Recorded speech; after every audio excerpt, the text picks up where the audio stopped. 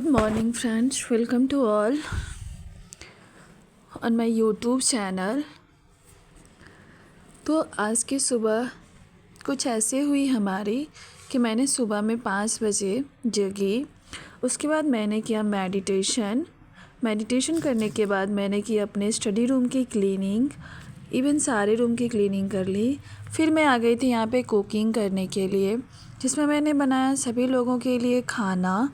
और उसके बाद जो है मैंने थोड़ा सा अपना स्किन केयर रूटीन को भी फॉलो किया। खाना बनाते के साथ साथ ही मैंने सर का करंट अफेयर का क्लास भी किया था, गौरव सर का। उसके बाद बच्चों के लिए कुछ कंटेंट्स रेडी की, तब तक मेरा फेस पैक भी सूख गया था। उसके बाद मैंने कर ली पूजा करने के बाद मैं जाऊंगी बाल को ड्राई करने के लिए, क्योंकि बाल मेरा गीला था और अभी सर्दी का समय आ गया है। और यहाँ पे मैं फिज़िक्स का जो हूँ वो क्लास नहीं PDF को रीड कर रही थी। और देन मैं रूम में आ गई थी। इस टाइम में क्लास को कंप्लीट करने के बाद मैं यहाँ पे आ गई थी रूम में फिर से स्टडी करने के लिए। और कहते हैं ना कि कुछ रास्तों पर ना आपको अकेले ही चलना पड़ेगा। उस समय में ना तो आपका कोई परिवार वाले होते हैं, ना ही आपके दोस्त होते हैं, बस आप और आपकी हिम्मत आपको साथ देती है। और हम हाउसवाइफ को अपने हिम्मत के साथ जो है वो रहना पड़ता है। फिर बीच में मेरी आ गई थी मेरी बेटू, उसके साथ मैंने थोड़ा सा यहाँ पे टाइम को स्पेंड किया था, क्योंकि ये हमारे लिए बेस्ट टाइम होता है। बिकॉज़ जिस एज में बच्चे होते हैं ना, उस एज में फिर वो वापस नहीं आ पाते हैं। और शायद ये भी वजह थी कि मैंने स्टडी सेंटर को जाना छोड़ दिया था, खत्म होता है। और बिकॉज़ मुझे ऐसा लगता था कि मैं घर के कामों में और अपनी स्टडी में इतनी बिजी हो गई थी कि मैं उसके साथ ठीक से बैठ भी नहीं पाती थी, ना ही उसको देख पाती थी सही से। और देन मैंने यहाँ पे स्टडी के सेशन को कंप्लीट कर लिया। और हाँ दोस्त, मैं ये बताना चाह रही हूँ आप सभी जितने भी मेरे व्यूअर्स हैं उनको कि आप ना अपने गोल को पूरा क्लियर रखिए, अपने सपनों के लिए जीना सीखिए। और अपने जब भी आप ये सोचिए ना कि आपको लगता है ना कि हम अगर ये काम नहीं कर पाएंगे, उस समय आप अपने मम्मी पापा के चेहरे को याद कीजिए। ना जाने यहाँ तक पहुँचाने के लिए उन्होंने अपनी कितनी रातें त्यागी होगी, कितनी मेहनतें की हैं, कि तब जाके ना वो आपको इतना ज़्यादा जो है एडुकेटेड बनाए हैं। और आप थोड़ी सी मेहनत ना करने की वजह से उनके सारे सपनों पे आप पानी फेर दोगे।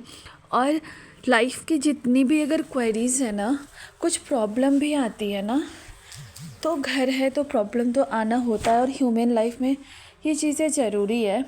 तो मैं आप सभी से यही कहूँगी ना कि उस प्रॉब्लम को कभी भी कहीं पे भी शेयर ना करें। जिन्होंने आपको प्रॉब्लम दिए हैं ना, उन्हीं के पास बोलें।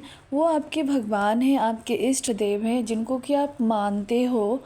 और अपनी लाइफ को ना एकदम पॉजिटिव वाइब के साथ रखें। और ख़ास करके हमारे ब्लॉग को जितने भी लोग देखते हैं वो एक हाउसवाइफ है। देखिए अपने परिवार में ना ये सोचिए आप कि आपके विचारों से, आपके कामों से पॉजिटिव वाइब्स आए, ना कि निगेटिव वाइब्स आए। क्योंकि अगर आप जो है ना टॉक्सिक नेचर के हो जाओगे तो पूरे घर को टॉक्सिक कर दोगे। तो इसीलिए अपने माइंड को फ्रेश रखें, खुश रखें, और साथ में सभी को खुश रखें। खुद अगर खुश रहोगे ना तो पूरे घर को आप खुश रख सकते हो। और हम लोगों को थोड़ा सा टाइम को मैनेज करना इसलिए भी ज़रूरी है, बिकॉज़ बोला जाता है ना कि अगर आप ना काम अगर कर रहे हो ना, पढ़ने में किसी को भी मन नहीं लगता है, बट अगर आप पढ़ लेते हो ना, अगर आप जो टारगेट फिक्स किए हो उस टारगेट को अगर आप अचीव कर लेते हो ना, फिर आपको बहुत खुशी मिलती है। और यहाँ पे मैंने जो शशि शरण सर का नोट्स बनाया था मॉडर्न हिस्ट्री का, उसको रिवाइज़ कर रही थी, जिसमें कि मैंने रिवाइज़ किया था चुआर विद्रोह, कोल विद्रोह, अहोम विद्रोह, जो कि अहोम विद्रोह जैसे कि असम का है, फिर फ़कीर विद्रोह, ये सारी चीज़ को मैंने यहाँ पे किया था। फ़कीर विद्रोह जैसे कि जो फ़कीर होते थे मुस्लिम लोगों ने ये प्रोटेस्ट किया था। ऐसे करके मैंने सारे, और मेरा पढ़ने का तरीका यही है कि मैं पहले एक पेज को पढ़ लेती हूँ, फिर दूसरे पेज पे जाने से पहले अगेन एक पेज को, जो पीछे का पेज है उसको पढ़ती हूँ। इससे क्या होता है कि पीछे का रिवीजन भी होता है।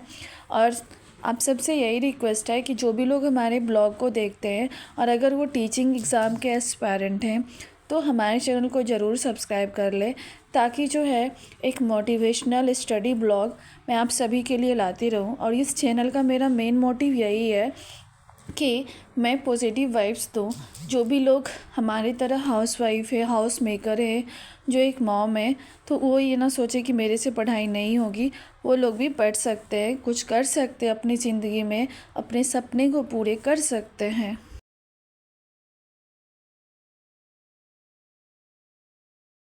तो आप सभी लोग हमारे ब्लॉग को एंजॉय कीजिए और अपने दिन को अच्छा कीजिए, क्योंकि हम लोग जैसा देखते हैं ना वैसा करने का मन हो जाता है। और आपको लगता है कि कभी डिमोटिवेशन फ़ील होता है तो आप ना ये सोचो कि मैंने इस काम को क्यों शुरू किया था, क्या मोटिव था मेरा शुरू करने का। फिर आपको जो है आपका एम क्लियर दिखने लगेगा। और ऐसे ही हमारे वीडियो को कंटिन्यू आप लोग देखें और इतना सारा प्यार देने के लिए धन्यवाद। मिलते हैं फिर हम लोग फिर ना नेक्स्ट ब्लॉग में। और हाँ, एक बात बताती हूँ कि आज ना था मंगलवार और यहाँ पे मैंने 5 बजे अपनी पढ़ाई को एंड कर रही हूँ।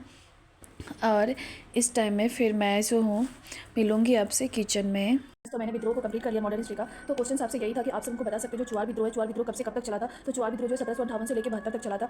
और अगर आपसे पूछा जाता है कि जो चुवार विद्रोह था उसके नेता कौन थे, तो दर्जन सिंह और राजा जगन्नाथ इसके नेता थे। कुछ विद्रोह जो है जो इंपॉर्टेंट है, अक्सर एग्जाम में पूछा जाता है, जैसे कि चुवार विद्रोह है, हो विद्रोह जैसे 1820 से लेकर 22 तक चला था। इसका कारण लगभग सबका सेम था, वो कर वृद्धि वगैरह था। मगर जो नेता और क्या कहते हैं विद्रोह के नेता कारण और कब हुआ था ये आपको याद रखना है। फिर नेक्स्ट जैसे भील विद्रोह की बात करते हैं, तो भील विद्रोह जो है महाराष्ट्र में हुआ था ये आरंभ, और 1820 में हुआ था। इसके नेता जो थे वो दशरथ थे। नेता कौन थे इसके, तो दशरथ थे। दिन अगर हम लोग बात करते हैं इसमें मुंडा विद्रोह के लेकर 1895 से लेकर 1901 तक हुआ था। फकीर विद्रोह पूछा भी गया था, तो फकीर विद्रोह जो है इसका कारण अत्यधिक लगान था, और ये बंगाल में घुमक्कर जो मुस्लिम लोग रहते थे तो उन्होंने किया था ये विद्रोह। और नेक्स्ट अगर हम लोग बात करते हैं इसके नेता कौन थे, तो मजमून शाह और चिराग अली थे, ठीक है।